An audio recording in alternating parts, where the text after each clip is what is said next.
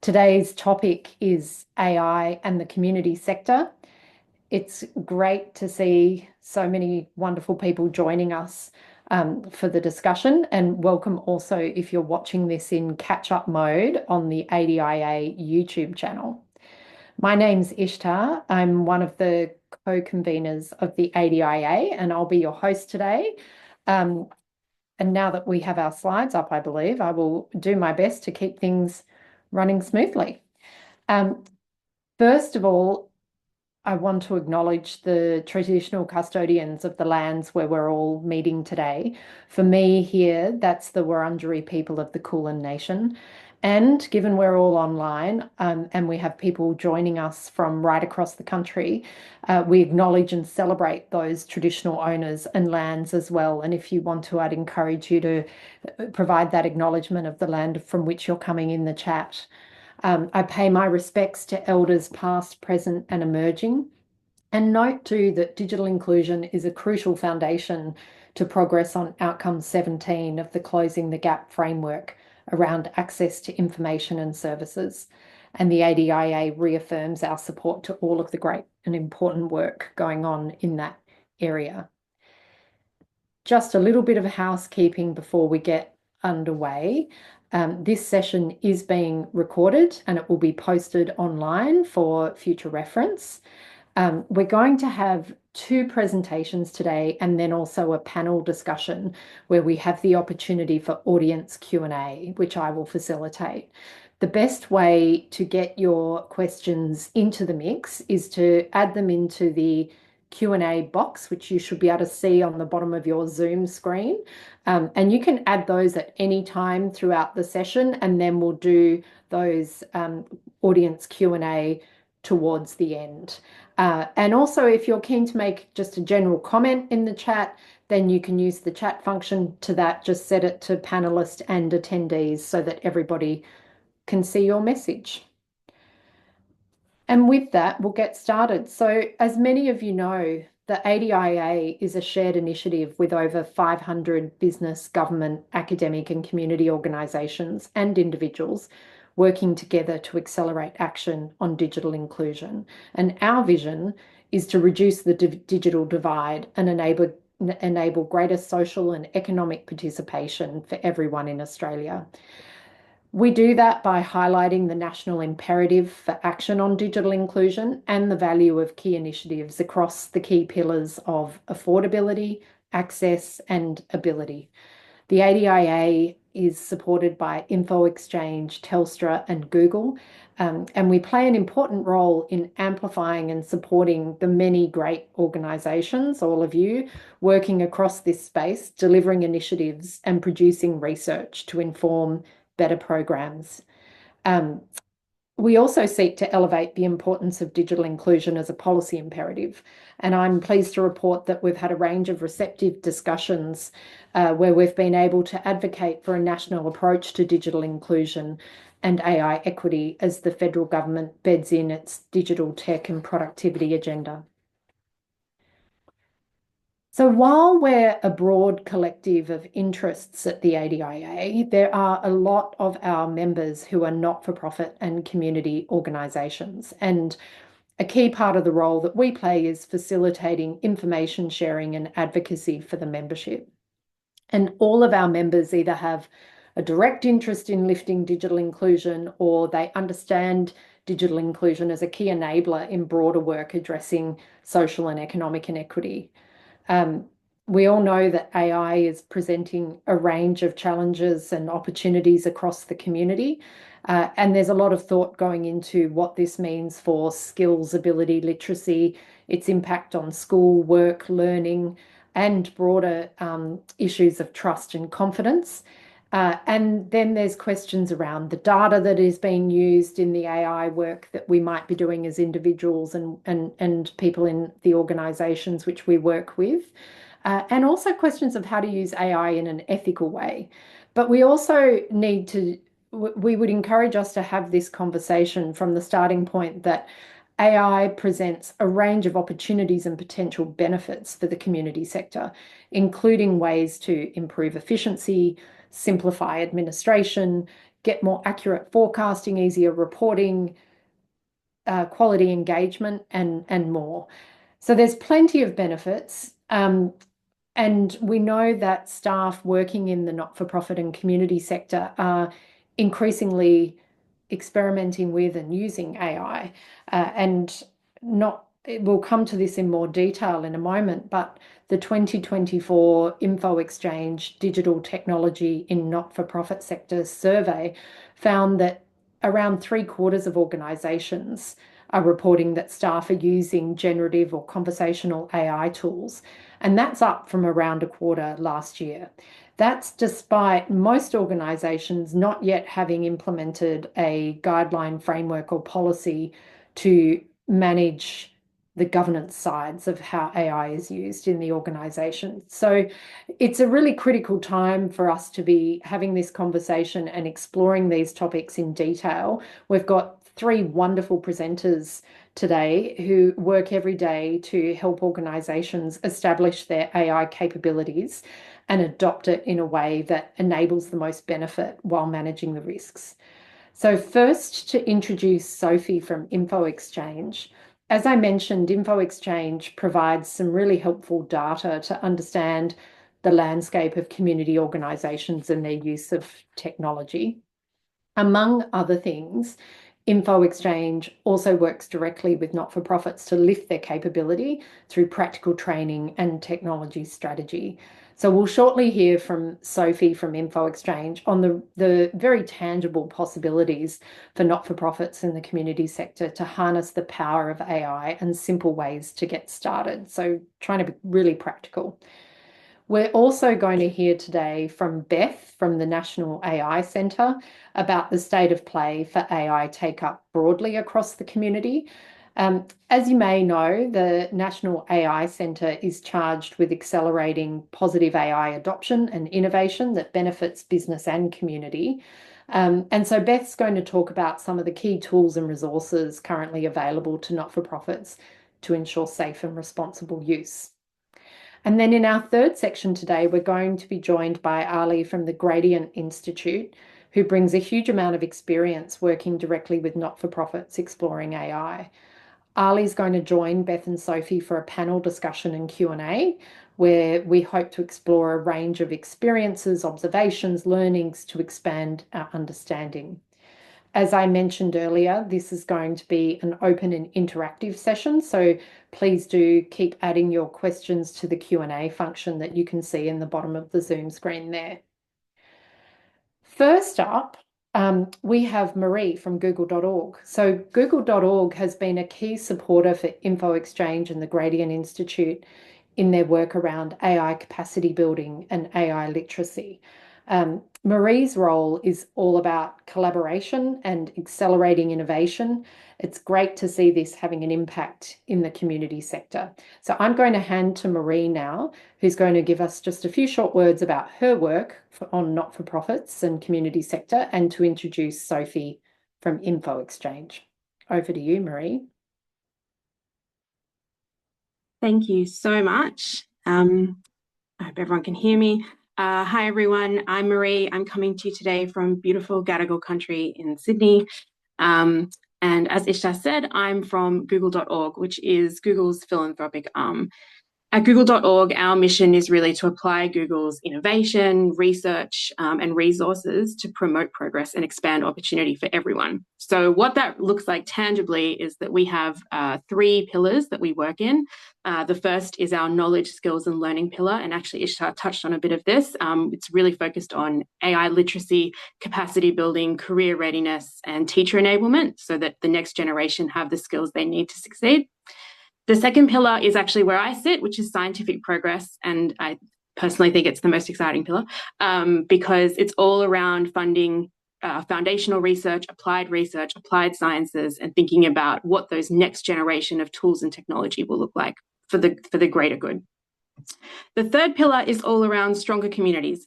It's all about enabling a safer digital world while strengthening communities that face crisis. So all about crisis response, being safe online, all those things. So you can see here a pretty wide portfolio of work that google.org undertakes globally. But I'd say cutting across all of these pillars is really the support for nonprofits to unlock AI and sort of boost productivity, scale creativity, and more effectively measure what you're doing, campaign, things like that. These tools, I think, when safely and appropriately used, really present such a significant opportunity for the sector to serve communities more, to do more, and make the most of the resources that you have. So we support lots of nonprofits globally through our own tools, but also through support for organizations like Infoxchange and the Gradient Institute. So it's really great to see that work happening here in Australia as well, and see that capacity building around AI coming through here. So on that note, I'll hand over to Sophie, who's the Digital Transformation Manager at Infoxchange, to kick us off. Thanks. Thank you very, very much. And I'm going to press Control Tim so that I can control the slides to be able to talk to each of you today. And thank you, Fiona, in the chat as well. So thank you very much for inviting us into the call. I firstly, want to take a second to recognise that I'm joining today from the beautiful Wurrundjeri land, and I pay my respects to elders past, present and emerging. And Murray and Ishka did a very great job introducing Infoxchange, as I'm sure many of you have come across Infoxchange, whether it be our range of different products that we offer. But where I'm joining us is from the Digital Transformation Hub team. So where we do capacity building for the sector. And really, we've been very kindly to be able to receive funding to talk really around the AI adoption of the sector, which is both exciting and brings exciting opportunities for the sector, but also brings a whole new range of risks and considerations that we need to take on and deal with appropriately to our beneficiaries and our clients that we engage with. So with that in mind, as Ishka mentioned, we run our technology for the non-for-profit sector report, which gives us a really nice capture of what are the opportunities the sector's facing and what are those core challenges that we can work better to address.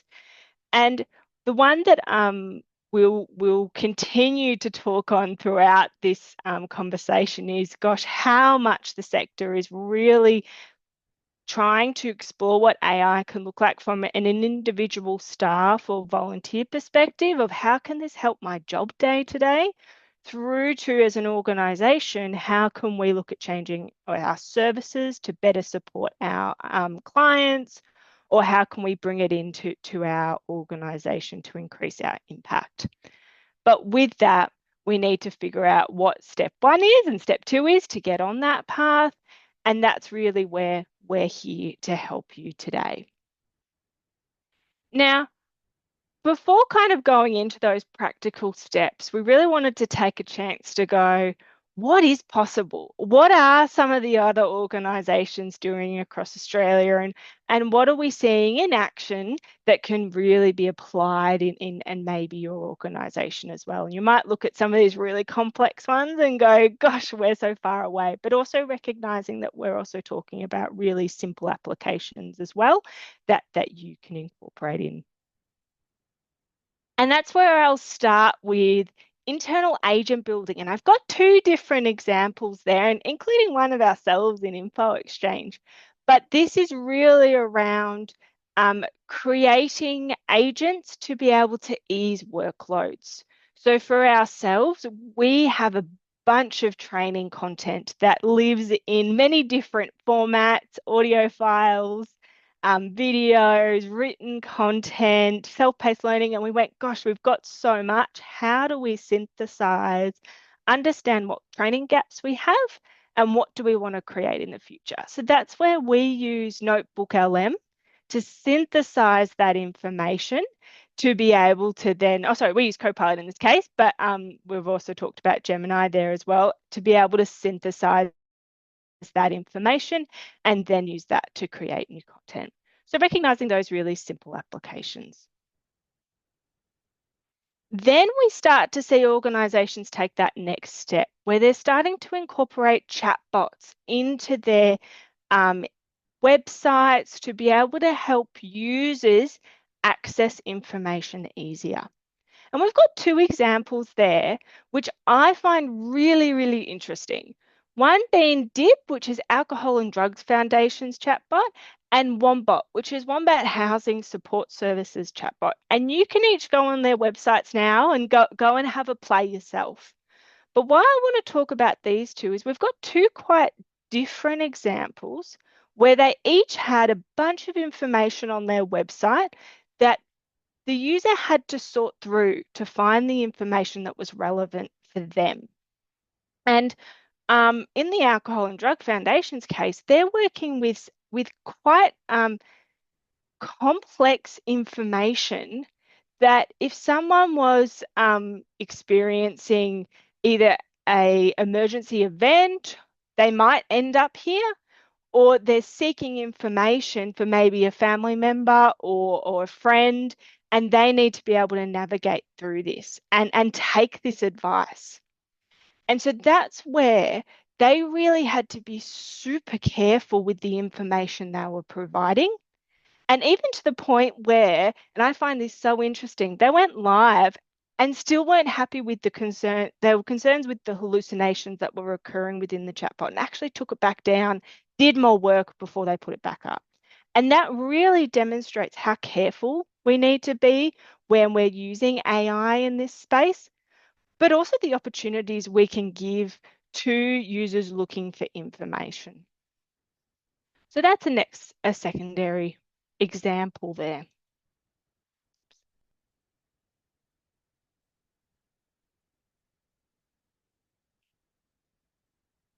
Let me go next. There we go. Now shifting gears, I want to talk about cool.org, who have started using machine learning within their wealth of data to be able to synthesize their training information. So they create training content for teachers to be able to take into the classroom. Now, for our curriculum's a state-based curriculum. So New South Wales to WA curriculums are slightly different. And so how cool.org is using AI is they're being able to go, okay, how would we translate that content into WA curriculum so that they can also use this training content. So we're seeing really cool ways about how the data that they have can incorporate AI to create a better experience for their teachers. And then finally, I think what I love about this example is that we've heard of some really, really cool ones, whether it be the chatbot, whether it be the agent building, whether it be machine learning. And why I like Caratech and Red Cross Humanitech Lab is what they've gone is, okay, so Humanitech have seen a really, really interesting application in the US and gone, how can we collaborate together to bring this into Australia? And so Caratech had built an avatar that could take a text and translate it into videos of American Sign Language for emergency situations. And so Red Cross Humanitech have gone, okay, how could we incorporate Auslan into that to create videos for our situations too? And so that collaboration and that shared technology has allowed us to bring AI into a new way. And so that really resonates with sort of moving to what that adoption looks like, is that we don't have to do things in isolation. We as a sector actually do an amazing job when we collaborate together. And that's where this AI journey is going to be really pivotal in where we go next. So with all of that in mind and the excitement of all of those opportunities, you may be sitting there going, gosh, I've really got to go write that proposal after this call, or I have to go off and do all these meetings, and this is really not top of my agenda. But we need to start that momentum. And when we talk about that AI adoption journey, we start by saying that it's not a linear path. I'm not going to give you a lovely 5-step journey that's going to get you to using machine learning or building agents or anything like that. Rather, We need to think about our entire technology environment, our entire digital transformation, and then think about AI. So you can see there in that nice pie chart that it is a piece of the puzzle within your digital transformation. And we need to think about your technology environment, how you resource your technology, how you budget your technology. And then we need to think about your readiness for AI. So what is that staff appetite looking like? How interested are they? And we'll come back to that in a moment. But what do your leadership's involvement look like? What is the board's appetite for AI? Do you have a board that are asking you where and why are we using AI? Do you have a board that's really nervous and uncertain about the risks that come into play? That all factors into your organizational readiness for AI. And then thirdly, the problems your NFP is looking to solve. So what are those discrete challenges that you're starting to identify that AI can come into play? Now, I mentioned I'd come back to staff appetite and skills. And what we have found in our training journey is that everyone comes in with a different approach to AI. And what is really key to your adoption journey is actually taking everyone on that adoption journey and recognizing those different appetites and bringing them on their respective paths. And that's where our first one being our skeptic. And when we say skepticism, we actually mean that as a really positive thing, because we need a level of skepticism with AI usage to be able to ensure that we're using it appropriately and ethically.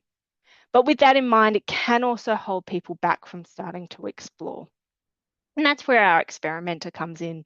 So these are people that you're already starting to use AI in their work. They may be using free or may have access to paid licenses, and they're seeing that individual benefit.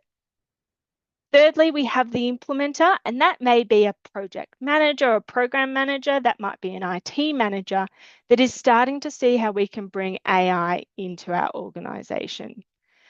And then finally, the influencer. So that may be a leader in your organization driving AI adoption. And just to note, we made it influencer rather than leader because we recognize that role may sit in a formal leadership role that might also sit differently in the organization, but we need to support those people. So recognizing appetite is really different. And that's where we can really come in and help your staff progress on that journey. And so that's where we have our AI non-for-profit learning community, where you can come in and staff can create their own personalized learning journey. So if they are a skeptic, we've got specific training content for them to help them progress. If you're an experimenter or an implementer or a leader, we're going to be able to give you that personalized training content relevant for you. You can also chat with other organizations that are on this journey as well and find out about how they're leveraging AI in their organization. And then finally, you can book time with us and we can sit down one-to-one and be able to talk more through where your organization's at and where you can leverage AI. And that's really where we've got sort of two key opportunities within that. Firstly, we have what we call our AI non-for-profit readiness assessment. So this is where we will sit down with you, we'll talk through your technology environment, your organizational readiness for AI, and your opportunities to leverage AI, and help you create a roadmap for your organization to progress on that journey. Now, within that, when we talk about your technology environment, we might also go, I will always sneak cybersecurity in somehow. Have we looked at your cybersecurity? Have we considered what platforms you're in and how that all comes into play? So we'll talk through each of those things. This works really nicely if you've got an executive or a board that are looking for that sort of clear pathway. This assessment can help you create that. The second area we can really help is if you do have that discrete problem that AI can solve and you're not exactly sure what those next steps are, we can do our solution scoping assessment, where we will do a feasibility assessment of your solution, and we'll also do an ethics assessment against the voluntary AI standards, which Beth will be talking about next. And with that, we'll actually help you understand the ethical considerations that come into play with that solution. And if it's ready to go, we can help you pilot that with our trusted partners and university students to see how that works in reality. So there's lots of opportunities for us to help you through your AI adoption. Definitely don't feel like you're alone in that space. And it's a journey. So we're definitely recognizing that we need to take it a step at a time. With that, um, I will drop the community in the chat following this, but I believe I am passing, I'm passing back to you, Ishta. Thank you. You are, thank you. Terrific to hear about that offer of partnership that's there from Infoxchange and the inspiring examples throughout of different ways that AI has already been used for impact. I particularly am kind of blown away by translation taking that next leap through to Auslan. But I think that commentary around this is not a linear path, those are words to live by. And also some great questions around the role of the board and governance. So lots to think through there. Now I would like to introduce Beth from the National AI Centre. Beth is hugely active across the AI adoption space and has a wealth of knowledge on the tools and resources out there to help us all better understand how to make the most of AI whilst managing the potential downsides. So with that, I will hand over to Beth. Thanks, Isha. Hopefully, I will get control just in a sec. So it's lovely to be here today. My name is Beth Worrall. I actually look after the responsible AI and AI literacy programs for the National AI Centre. I am not sure if you can see me, but I'm just going to plug on ahead with my slides. A little bit about the National AI Centre, but before I get into the content today, I do want to recognise that we are meeting on traditional lands today, and I am joining you from the traditional lands of the Kaurna people. And I see in the chat that there's a number of people down here in Kaurna country today. So the National AI Centre, we were established back in 2022, I think, and we lived at the CSIRO. We moved across to the Department of Industry, Science and Resources just over a year ago now. And we have a new director who is from industry, as am I. Most of us are actually from industry, so we work in a way that is designed to be entrepreneurial and quick in the context of working in government agencies. And our vision is to ensure that AI is of benefit to Australia, that we're actually using this technology to ensure that we have a prosperous and productive AI-powered future that improves the lives of Australians. Now, speaking from a personal perspective, I've spent nearly 15 or 20 years working in digital empowerment and digital literacy and AI literacy projects. So this is really a really important part of our work. We work a lot with small and medium-sized businesses as well as the larger end of town, but we've been very, very careful to work to include non-profit organisations, social enterprises, as well as Indigenous owned and operated organisations into our vision and mission. And so when our new director came on board, he really wanted to anchor our new vision on the three C's, confidence, clarity, and capability, which is all about demystifying and making sure that people understand and feel confident in using the tools.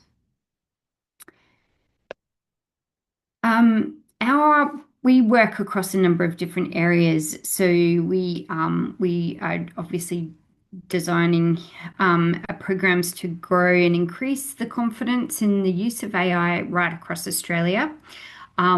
improve Australia's AI literacy. So that is under capability, and that is a new element of our strategic mission, which I'm very, very excited to lead. We will have an AI literacy person starting in the next couple of weeks. So we're actually dedicating a whole person to that work. And we really want to make sure that AI is being adopted at the speed of trust. And we know in particular that Australians are naturally skeptical and don't necessarily trust AI for really valid reasons. We actually think that that's a strategic asset for us. So we know that organizations that are adopting AI and using it with their stakeholders need to do a better job of communicating their AI use and in investing in the safeguards to make sure that it's used safely and responsibly. And that is the mechanism that will help to grow people's levels of trust. So we actually think that that's a good thing. And one of the other areas that I am working on is making sure that any advice that we provide in relation to the safe and responsible use of AI is fit for purpose. So perhaps some of you will have had the opportunity to review or look at the voluntary AI safety standard, which was released back in September of last year.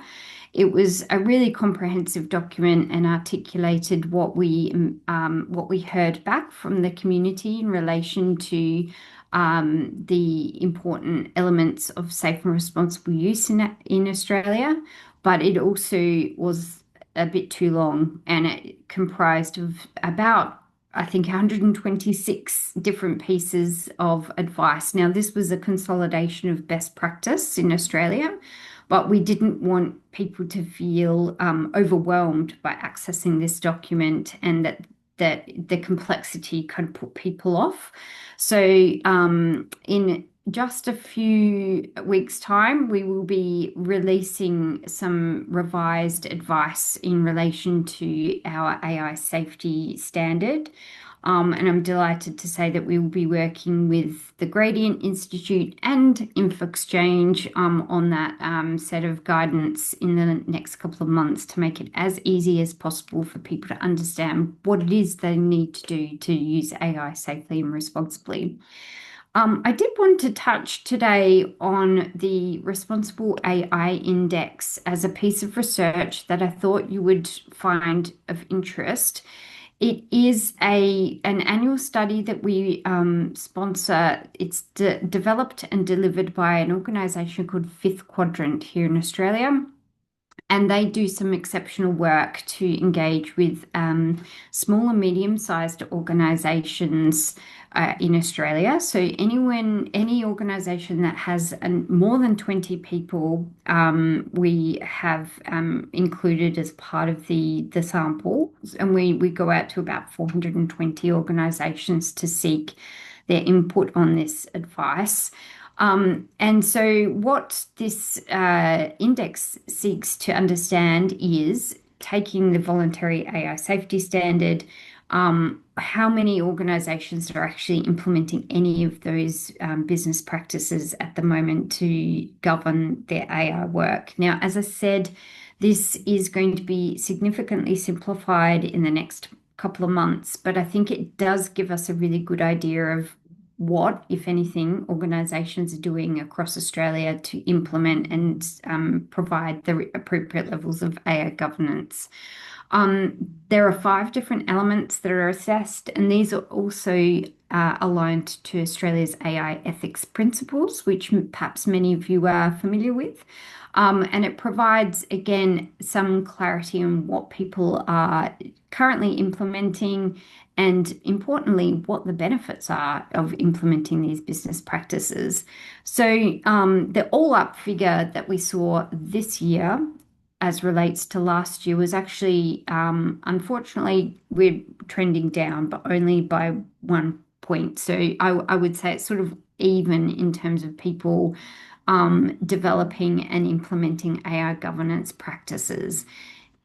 So what we are finding that most organisations in Australia are still in that developing category. So we find that there's a strong correlation between the organisations who are using AI for a number of years and their ability to move up this ladder, so improve their performance around AI governance. And there's a number of organisations in Australia who are working at that level, who are really starting to realise the benefits of those business practices. But concerningly, there are organisations in the emerging categories who are implementing AI solutions within their organisations that don't have the appropriate levels of AI governance, and that might include things like not having an AI policy in place, not having the appropriate guardrails in place if the AI use case is particularly risky. So there are some concerning elements, and I think this is borne out by the Infoxchange research that was cited earlier in this presentation.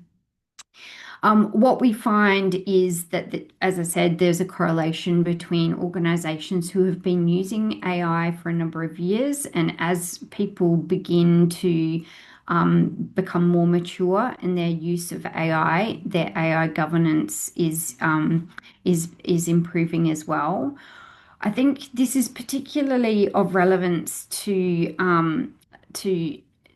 organisations in the community and nonprofit sector. So if you think about the perhaps one of the most important elements of your organisation is the trust that you have with your stakeholders.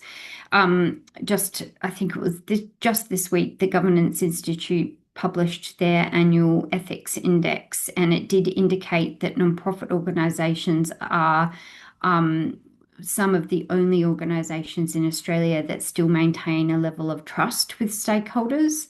And so this element of trust, I think, makes it even more important for nonprofit organisations to think really carefully about implementing some practical AI governance measures, because that trust, once it is damaged, may be difficult to build up again with stakeholders. So there is a really important element that nonprofits really need to think about in their use of AI. What we have also understood through this research is the types of AI technologies that are used across small business.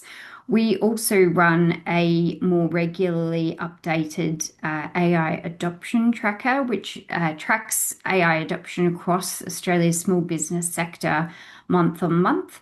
I'll pop a link in the chat so that you can have a look at that, and that may give you an indication as to what types of tools and solutions other organisations, in particular smaller organisations, are finding useful in their operations. At this point in time, we're not actually identifying of those organisations which of those might be non-profits, but we think that there is enough similarity in terms of operating budget, perhaps, that you would find it useful to keep a track of what types of tools other organisations are using. As you can see, there's some interesting correlations between organisations that have had many years of using AI and the types of tools that they are starting to use. The AI agents element, which is the third there in the category, I think is going to be an area to watch, and agentic AI is going to be an enormous area of growth going forward. It represents perhaps some new challenges in the AI landscape, but certainly it also offers some new opportunities for nonprofits as you're thinking about how you can deliver your services to your customers and communities. What we have also seen is that organisations that are doing more in the AI governance area are starting to realise more of the benefits through these types of practices as well. So that includes areas like productivity. Now, obviously, that's a really important area for the Australian government right now. But I think some of the elements here in the graph perhaps maybe even more relevant to yourselves, including customer experience and engagement. And that may also extend to volunteer experience and engagement. I know volunteer management is of particular interest to nonprofits. It may also extend to your contributors, so the people that are perhaps funding some of the work that you are doing in the community. So what we are starting to see is, as you can see from the graph, that people who have that AI maturity, who are leading in this space, have been able to realize more of the benefits through those enhanced AI governance practices. What we are also seeing is that the benefits of AI governance are starting to outweigh the costs. Now, this is an important one because we realize that AI governance practices, it does require some level of administrative oversight. Arguably, you will be investing in governance of your operations anyway. So AI governance is perhaps another element to add to that commitment. And it may be that you need to bring in additional expertise or particular expertise at particular times to help provide that appropriate level of governance. But certainly organizations, and again at that leading end of the spectrum, are starting to see that they're actually getting a lot of benefit from doing this in a more careful and considered way. What I wanted to just flag is that, and again, as I said, we are making sure that the AI governance advice that we're imparting to people is becoming simplified, but there is a free self-assessment tool that you can complete at the moment. It will allow you to understand where your organization fits in relation to the material that we've just gone through. So it will ask you a few questions that you'll complete. It's completely anonymous and we're not gathering any of the data, but it gives you a better idea of where your organization currently sits as it relates to organizations within your industry. But also what you might do to take steps to improve your AI governance performance. So it's a fantastic resource. We've had lots of really, really great feedback from people who are interested in completing this survey and just understanding where their organization currently sits. And as I said, multiple times, hopefully we'll have the opportunity to come back in a couple of months, but we are working really, really hard to make sure that we can make this AI governance advice as easy to implement for you as possible. So we are making some good improvements. So as I said so many times, the AI governance advice that we are working on with the Gradient Institute, we hope to be launching on the 21st of October, or at least it will happen this year. We're also working towards an agenda for the AI Leadership Summit, which is the 21st of October in Brisbane. It would be fantastic to see you all there.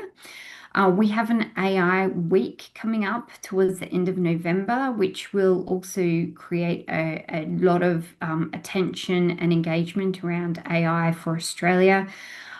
We have work underway with Infoxchange to help provide additional sector-specific advice around AI governance. We will be doing something in December, but that project will be an ongoing commitment from us to make sure that the advice that we're providing is cascaded to the nonprofit area. The Australian government is working hard on a national AI plan, which is due to be announced and shared by this year. And we are working also really hard with a number of organisations, including TAFE New South Wales and the Institute for Applied Technology, to give people free access to educational resources for AI and responsible AI.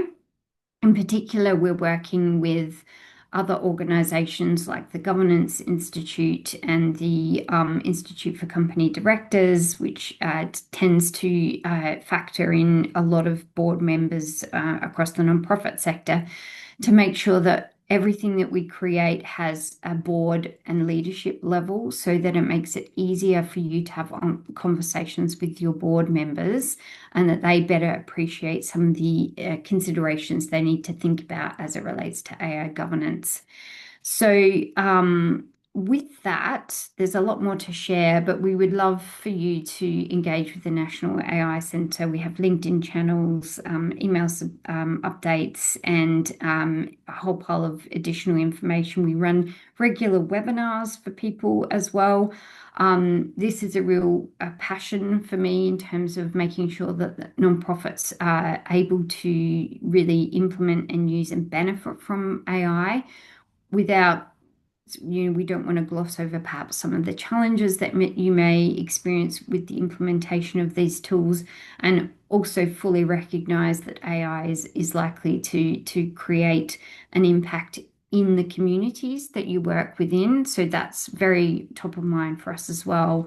But I think we are looking to the future with a sense of optimism and confidence that this technology is going to really make it a lot easier for you to do your work. So look forward to the conversation later on, but I might hand back to Ishtar. In terms of the links and whatnot, we will make sure that we share those links out with people so that people can participate. Thank you. Thanks so much, Beth. There's so much to unpack there, including in the phrase of adopting AI at the speed of trust. I'm sure we could spend a lot of time going through that one. And it's also really interesting to hear the reflections on Australia's skepticism as a strategic asset. Yeah, very much looking forward to the upcoming advice from the National AI Centre. That was 21 October, I think, is it to coincide with the Brisbane event. And that self-assessment tool, yeah, I think you said you'll provide that link in the chat. I think there'll be a lot of organisations who would benefit from going through that process and understanding where they're at in their journey. Now, it would be wonderful to build on the contributions from Beth and Sophie through a panel discussion and an open Q&A. And to do that, I'll just invite Sophie and Beth to come back onto screen and also bring in Ali from the Gradient Institute. As I mentioned, Ali brings a wealth of experience working with not-for-profits exploring AI. And we'll add some great flavour, I think, to the discussion. So we might just kick off by asking Ali a couple of questions and providing an opportunity to share his perspective. Ali, it would be great to hear more about the Gradient Institute. We've heard from Infoxchange and the National AI Centre about some of the work and the intersections. But before we get into the detail about AI adoption across the sector, what's the context and role of the work that Gradient does? Thanks, Ishtar. Hi, everyone. Gradient Institute is a non-for-profit research institute. So we are in the same boat with you guys as being a non-for-profit. Gradient Institute is basically a bunch of machine learning and AI scientists getting together a couple of years before emergence of ChatGPT, when they observed there are some transformational new technologies coming in, and we are not really ready for it. We are all coming from the technical background and have a couple of decades of experience in various different industries, actually building and deploying these systems. So being familiar firsthand with all of the enormous capabilities as well as the potential risks. So that was the idea behind establishing this company and with the mission of bringing humanity and rigor to building and deploying and using of AI systems. That's generally the background. That's great. I wonder if you would share a little bit more around what Gradient's research is telling us all about AI and its responsible use. Yeah, absolutely. Yeah. Sure. Yeah. Generally, Gradient has three different major areas of activities: research, policy, and practice. The research side works with academia and research labs, both nationally and internationally, to find out what are all of these emerging capabilities and risk of these systems and how we can best manage and control them. It goes from, for example, understanding the behavior of large language models, or how can we better explain the way they work, as well as potentially the safety concerns, what are the areas that we need to watch for, and how we can manage them further. Another example of more specifically about the research is work that Gradient did about a few months back. And it was commissioned by the Department of Industry, Science and Resources on the risk of multi-agent environments. Basically, as Sophie mentioned and also Beth reminded, the agentic AI is an area that is of increasing interest. It is bringing a lot of good opportunities, but currently, majority of the companies and they are considering the risk and controls about a single agentic AI. However, as soon as we start deploying these agents, even if you already have controlled environments, basically we are talking about an environment of multiple of these sort of AI agents interacting with each other. And it doesn't necessarily mean a bunch of safe AI agents together will still create a safe set of AI agents. Anyway, those are some examples of more specifically towards the research side of Gradient. Super interesting. And also a lot of your work has seen you interacting directly with the not-for-profit and community sector, and you've got first-hand experience seeing some of the work that's happening, including in that agentic AI space. It would be great if you would share your observations around the trends of adoption and use that you're seeing. Sure, yes. Yeah, we were so lucky to run a one-year program last year. It was just finished by the end of financial year, which was specifically focusing to help uplift the AI capability in the non-for-profit and social enterprise sector in Australia. It was a work that was also supported by google.org, and also through that we had collaborations with Infoxchange and the National AI Center. Generally, to put it in a nutshell, across that whole year, we ran two streams of work. One was a series of educational sessions to generally explain about what are these technologies, what are their capabilities, what do you need to know before you get ready to implement them, and also what sort of risk to watch for. That was the whole stream of education. And then there was a series of advisory involvement with some of those non-for-profits which are ready to get going or already on their journey of AI adoption. And what we observe is, as it was also mentioned in some of the previous talks, there is a quite wide range of maturity. We interacted and worked with some organizations, some non-for-profits that are just starting to explore, and they just want to know what is this technology at all, up to the other side of the spectrum that we worked with some of them that not only they have already implemented and started experimenting some of these technologies, but also they are even trying to have local deployments of large language models managed by themselves and controlled by themselves. So there is a quite wide range of the spectrum. And we see there is a bit of hesitation in the not-for-profit to get it started because of not having the confidence they exactly know and understand these technologies. And some of them, when they start getting on that journey, they suddenly get worried too much about the risk of it. Okay, now I understand there is a technology, but it's too scary. There are lots of risks. We may lose our trust with our stakeholders. So just let's put a stop there. I think neither of these extremes are the right level of trust in these sort of technologies. And there is still a lot of progress to have just by increasing the literacy, knowing more about what are these technologies. Really interesting. And just to dig into that a little bit more, a lot of the organizations working in this space are often working with quite vulnerable members of society. And I wondered if you could share some of the learnings and observations you have about how ethics and responsible use of AI comes into it, specifically around interacting with those members of society. Very good point. Yeah, absolutely. I think one important point to consider about AI systems is all of their risk, and whenever we talk about risk and governance and controls, it varies a lot depending on the context. And nobody knows better that context than the non-for-profits who are actually working with this sort of community cohorts. Each one of them have different circumstances and different situation.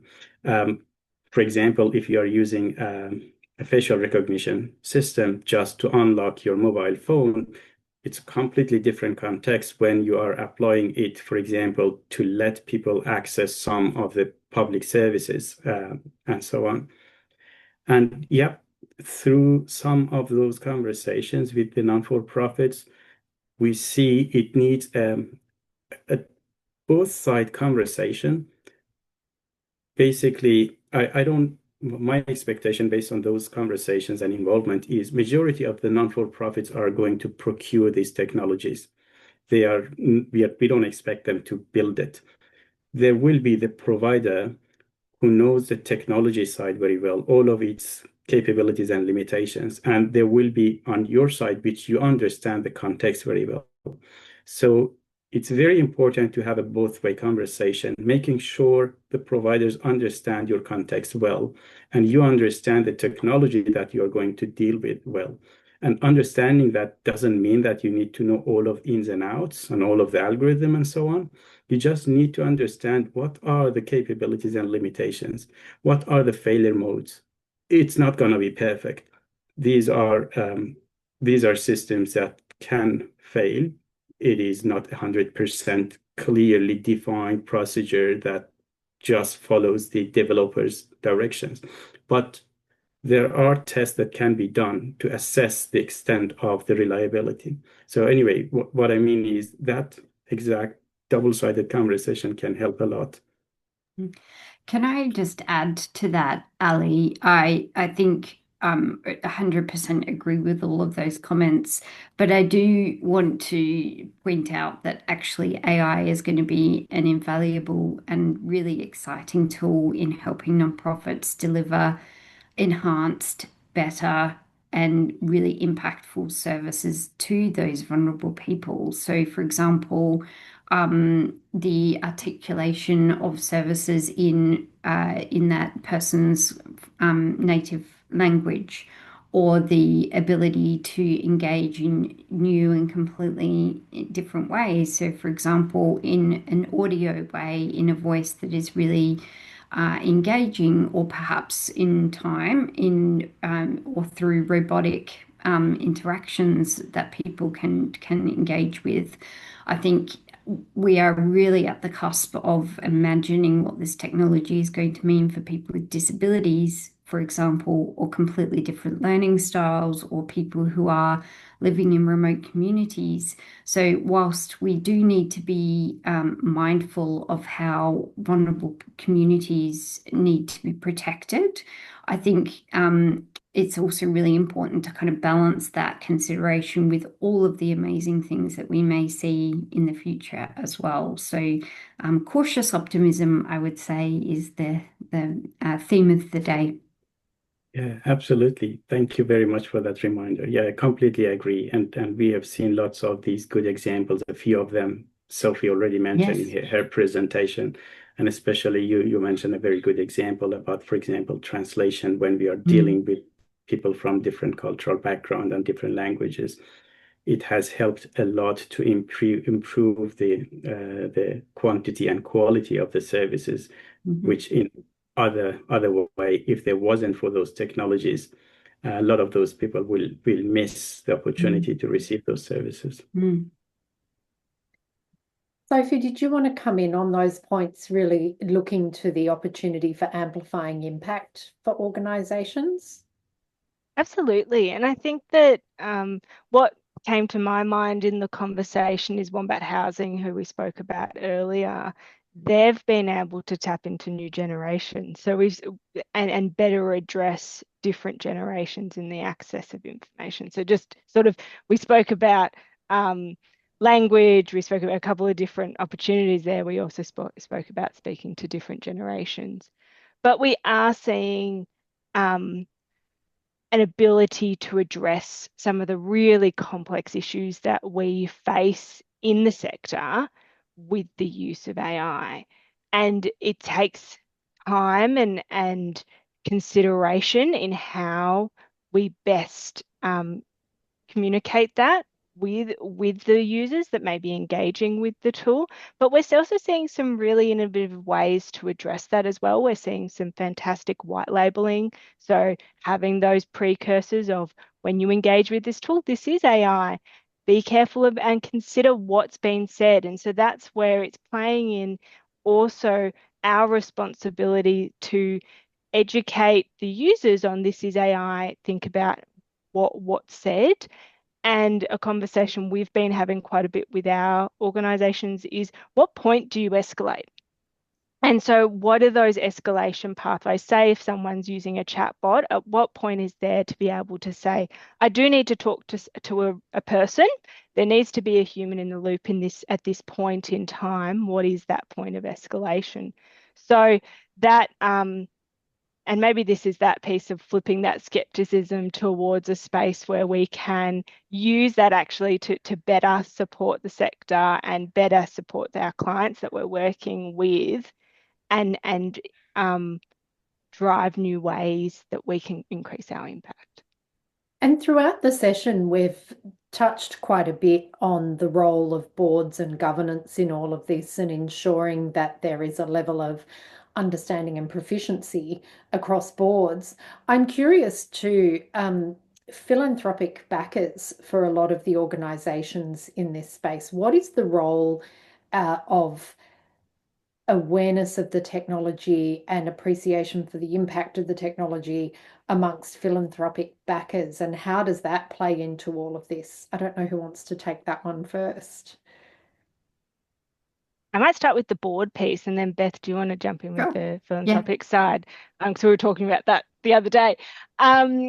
With the board side, exactly speaking to that point of, everyone needs to come on that journey. So our staff, our executive, our boards need to all come on that learning journey, and that's where we speak to a lot of boards that are very concerned, and the concern is coming from a very fair space, but we need that education. We need those technology roles represented in the board, like we have legal and financial, and that representation on the board, having technology expertise on the board to understand those risks and socialize that within the board on that may sound like a really high risk, but here's the mitigation efforts we can put in place to support that.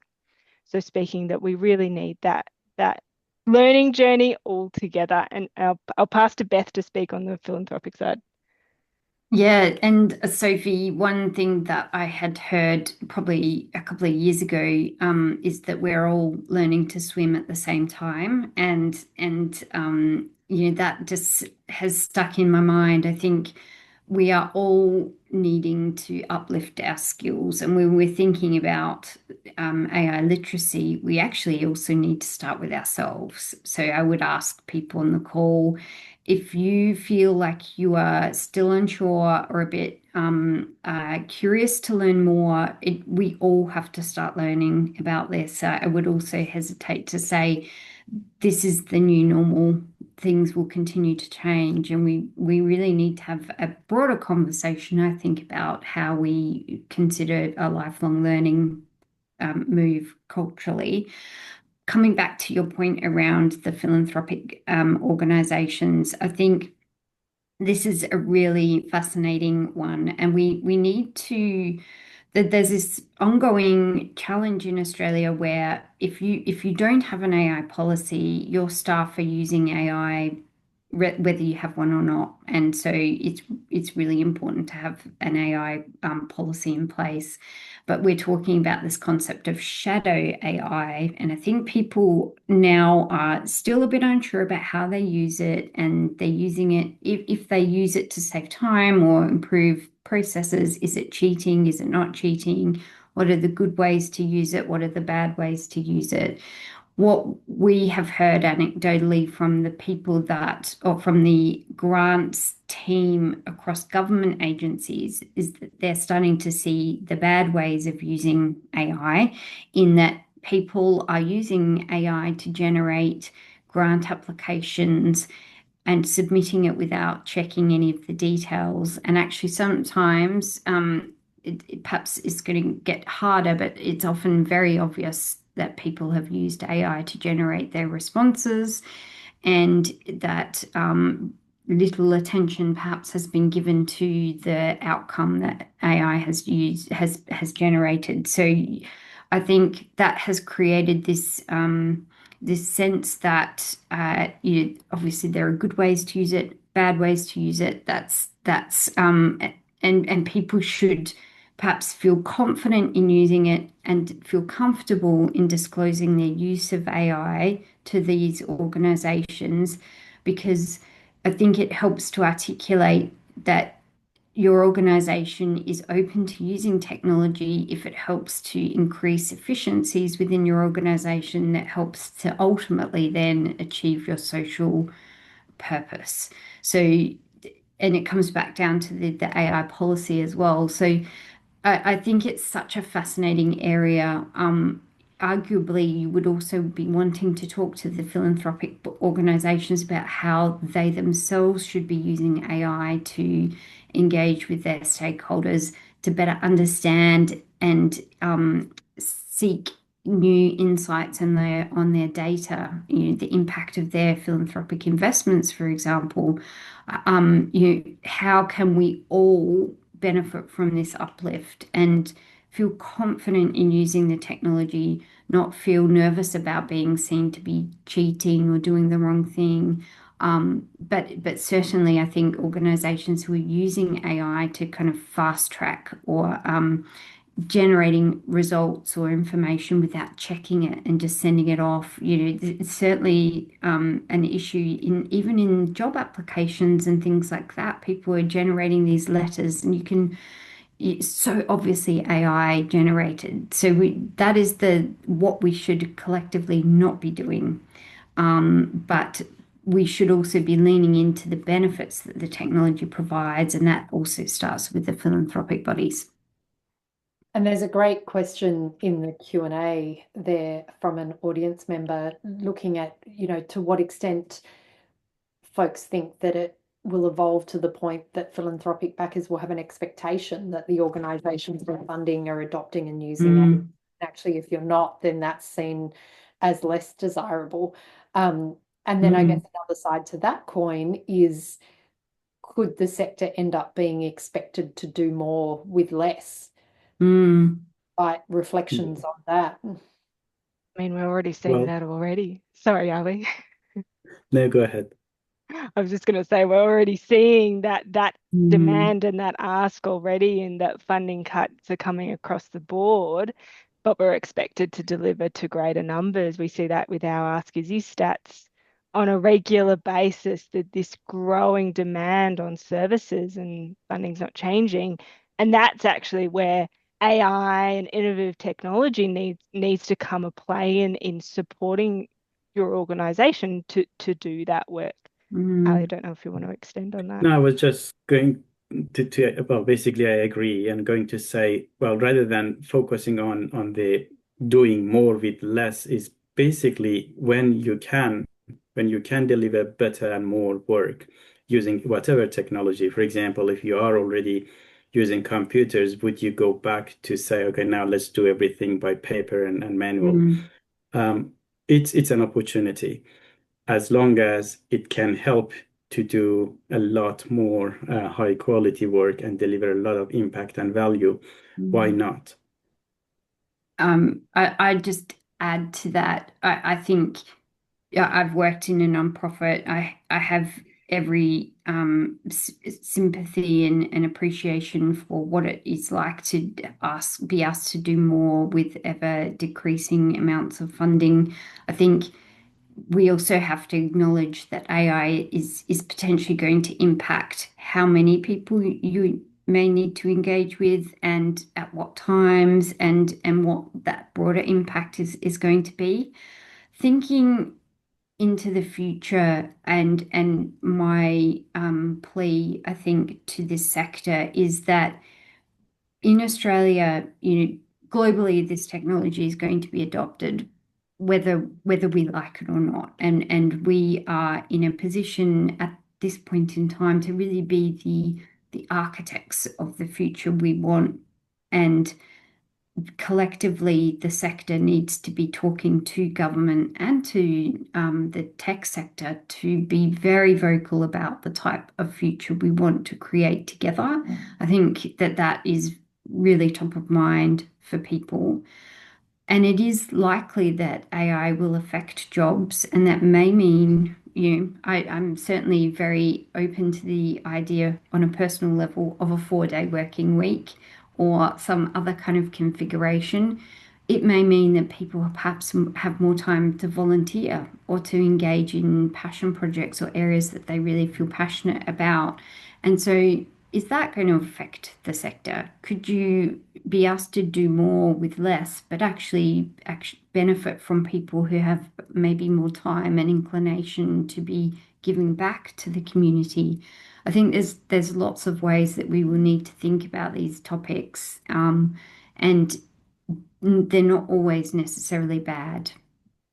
I think a reflection for me listening to all of this is that there really is an imperative for the sector to do the learning, the upskilling, to be harnessing the technology to work alongside organizations and the people in those organizations, so that actually the not-for-profit and community sectors are part of shaping how the technology gets implemented, adopted, used, and therefore shaping how that influences the society that we live in. And so there's a real need for the sector to lean in right now and help be part of that co-creation of what this is going to look like.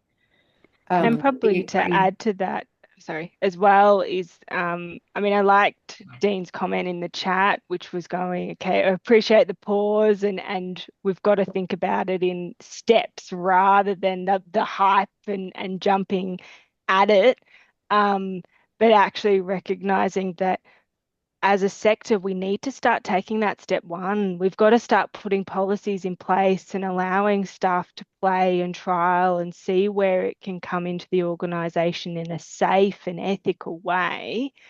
Otherwise, we do risk it being left behind, and we risk that we're a sector that's going to be further constrained than what we already are. On a personal level, one thing that I think the sector could think about is this sector is arguably one of the most important in Australia in terms of the life and lifestyle that we have and the community that we want to live in. And you're also highly dependent on the trust of your stakeholders, as I said before. So with that said, how can the sector actually lean in to be early adopters and exemplars in how to use this technology effectively and well for benefit of our community as a whole? I have been trying to position that as the outcome within the National AI Centre. As soon as I started, I'm so excited about having the opportunity to speak today and working with Sophie and Ali to try and create the resources that might be helpful in that journey. But I think you've got a great opportunity, and necessity is the mother of invention.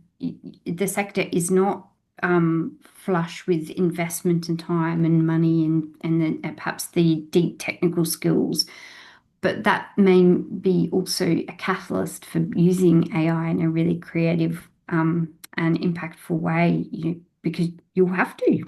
I did also want to kind of take heart and yeah, I think whenever I feel overwhelmed by what this all might mean, I think of people like Julie Inman Grant, who is our e-safety commissioner, who I had the benefit of working for actually when I was at Microsoft many years ago.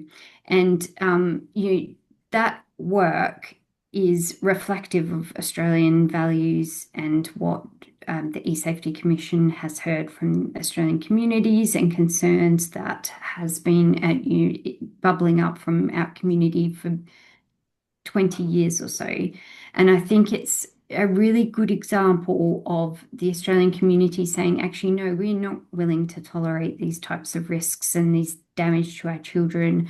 And taking that advice and with the leadership of someone like Julie Inman Grant, we're able to reflect that back to the tech sector and back to global governments right around the world. And I think, we whilst we have to accept the fact that AI is coming, let's prepare ourselves, but also be really active in advocating for the future we want and not just be passive consumers of what the outcome is going to be. This is incumbent on all of us.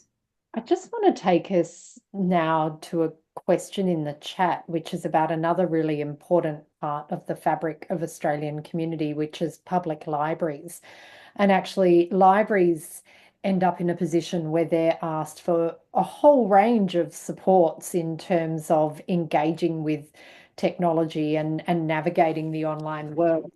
There's a question there, I guess my interpretation of it is looking for partnership in helping ideate the ways in which public libraries are able to use AI to leverage to enhance their impact and capacity. I wonder if Ali, you have any reflections on potential ways for libraries to engage with AI? Yeah, thanks for the question. I think, well, many different ways we can think about how we can use AI in libraries. One immediate use that comes to mind is, at least for myself, sometimes it's difficult for me to find good books in the libraries. I already need to know the exact name and author. I need to have very specific, exact information. One very good use could be helping people to explore and find new books based on their interests. So I can just go and say, okay, with all of the information you know about the books within the library, introduce me a book which relates to ethics and philosophy and technology, as broad as that. And AI can basically explore all of the contents. And it's kind of quite safe use of the technology as well. It's not going to provide me the contents of the book. It's not going to reuse it, etc. It's just suggesting, hey, here is the top 5 that seems to be relevant to your interest. That's something that immediately comes to mind, but of course we can discuss a lot more and think of many other areas of use. I might just chime in. When I was at Microsoft, we used the public libraries to run digital literacy programs, particularly for those who had lost their jobs. So it was after the Holden factory shut down in South Australia, we invested a fair bit in digital literacy competency.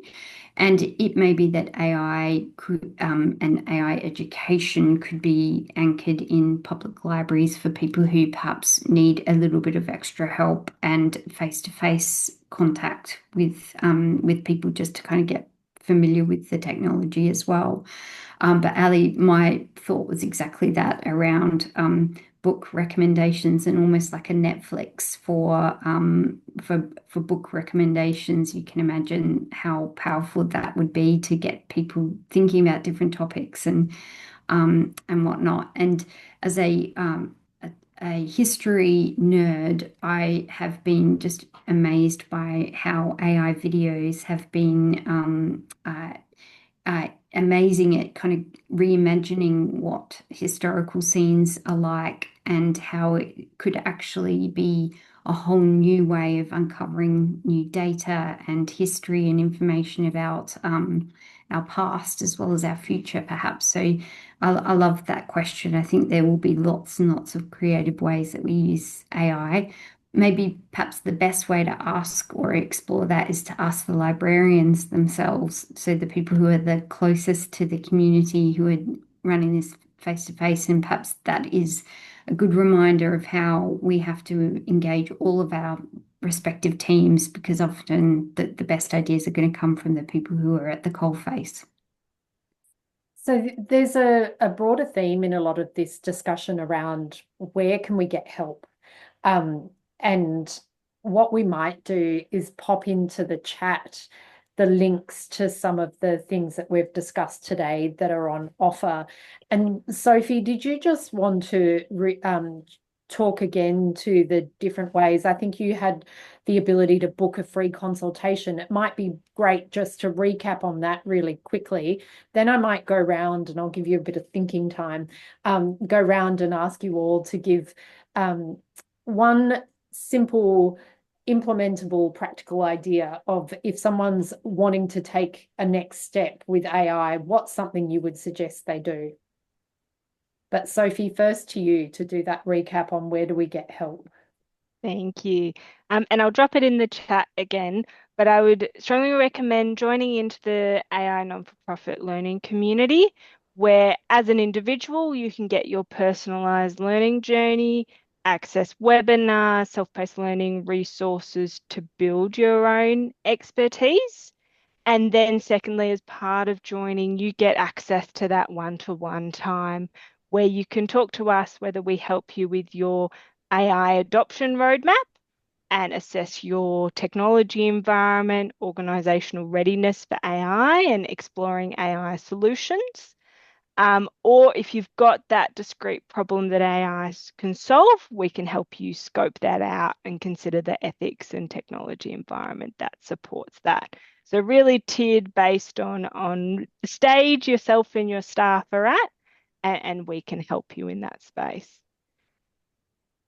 Do you want me to continue on with my one thought, or do you want me to? Please do.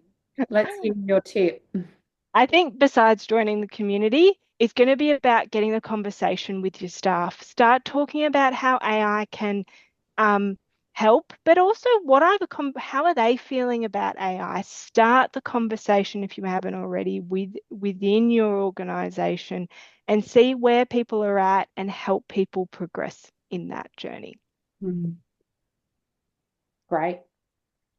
Ali? Yeah, I think most of it was already mentioned in the call, but I think it's really worth to re-emphasize literacy, making sure everybody in the organization has a basic understanding of these technologies. And what I mean is just as simple as understanding why these systems do what they do. It can come very handy to understand whenever you're dealing with the AI technologies, understand what's the right level of trusting that output, what's the right level of which sort of use cases you can with confidence put this technology into. And there will be a good range, but the right literacy. And I will add one more, which Sophie earlier mentioned very, very nicely. Together with that literacy, a good starting point is to have a policy. Don't worry about its complexity, at least a high level agreement of this is how we are going to use AI in our organization. That will help to get us started. Great. Beth? Well, we have been working with the Institute for Applied Technology, which is TAFE New South Wales and the TAFE network, to make available free courses on AI and responsible AI. Rather inconveniently, they've just been taken down because they're being updated, but they will be up in the next couple of weeks with a heap of new information. If you can start there, it's going to give you that AI literacy and confidence that I think we will all need. It's a couple of hours of your time, but it's really a really great course. I would also highly recommend attending these types of conversations and keeping in touch with Sophie and Ali at their organisations. You'll get all of the information, of course, through ADIA. Thank you. And with that, that's all we have time for today. Really appreciate the contributions of Sophie, Beth, Ali, and of course Marie today. I think it's been a wonderful discussion. Welcome feedback from folks. We will follow up on, there were a couple of quite practical questions in the QRA about tips and tricks, which we can follow up with out of session. Please do follow us on LinkedIn, which we use to kind of share information and raise awareness about what we're doing across the digital inclusion landscape. And of course, feel free to get in touch at any time with suggestions or ideas or things that we can help amplify. Thank you all for attending. Really appreciate the time you've taken to be with us today, and we will see you at the next meetup. Thank you.